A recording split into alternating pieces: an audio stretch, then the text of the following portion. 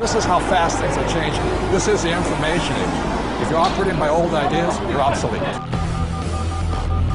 You begin the game by, identifying your dream. I think that's really where it all starts. In today's economy and where we are today, it's not just a dream, it's more of a necessity. You've got to identify how you're going to survive more than how you're going to just, get something out there that you want. Here I am in New York City, financial capital of the world, surrounded by millions of people, most of whom will spend their entire lives working hard for money, but will have very little to show for it at the end of their lives. How many people are pissed off? I hate being told what to do. You have to fail fast. No one can steal my dream. You can count on the government destroying the dollar. All currencies have eventually gone to zero. You cannot save your way to retirement. If it's too complex for us, what do we have to do with our money? We have to give it to them. It was pure hopelessness. It was just 100% survival. Somebody's buying it. The public isn't buying it yet, but somebody is. How bad do you want it? That's the question. It's time to acquire. An unfair advantage. What is an unfair advantage? What you're about to learn may just change your life. It's showtime, baby. Let's hit it. The greatest opportunity in the history of mankind is here. We're in the greatest economic change in the history of the world. This is going to be the biggest wealth transfer in my lifetime.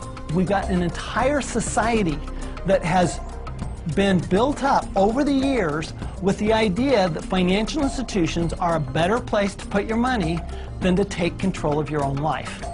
If you have a solid financial education, taxes, debt, inflation, and retirement can make you richer, not poorer.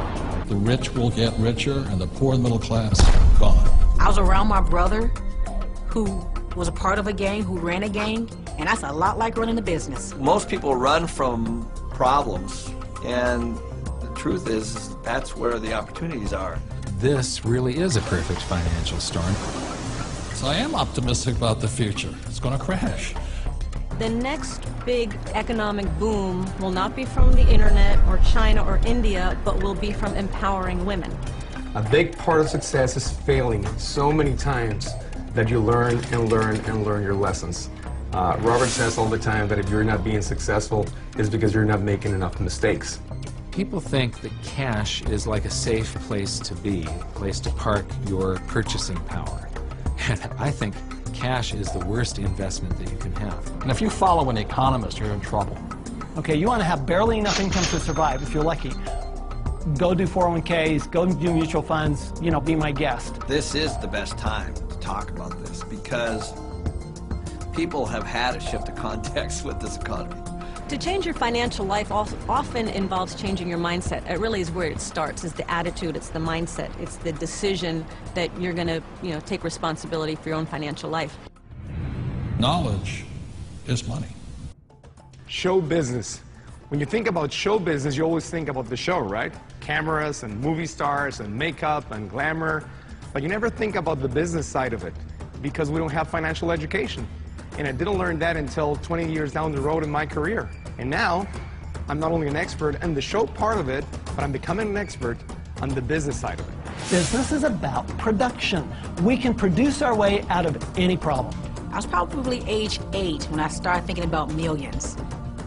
The very, very first step is you've got to select your dream, because taking control of your financial life starts with a dream. There's got to be a bigger purpose than just making money. If you don't have something that is bigger than you, a dream, a huge dream, you're going to quit. Your friends and who you hang out with, whether you're a child or whether you're an adult, will dictate your destiny and your future. And so you have to be picky and choose your surroundings very carefully.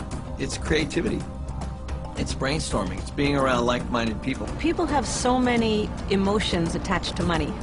And it might be because of how their parents thought about money, or an experience they had around money that, they think it's evil, or they think rich people are bad people, and all of this stuff. But if you just break it down, money is just a tool to be used in this world. Everybody today uses money, like it or not. The absolutely fastest way to put money in your pocket is to reduce your taxes. Gold and silver have been the safe haven asset for every second of the last 5,000 years. My real estate that we own, you know, through depreciation wipes out most of our taxable income. You know, it just makes so much sense to me, you know, and it's so much easier. I went to war to fight for capitalism. I fought for the freedom for a person like me who had nothing, to work hard, to use my brains, and to build a better life for myself and many other people. The problem isn't capitalism. The problem is laziness. People who expect something for nothing. The problem is greed. People who take more than they give. And the problem is ignorance, an education system that thinks that money is the root of all evil. It's ignorance, it's financial ignorance that has caused so much of this problem, not capitalism. It's not just a dream, it's more of a necessity. You've got to identify how you're going to survive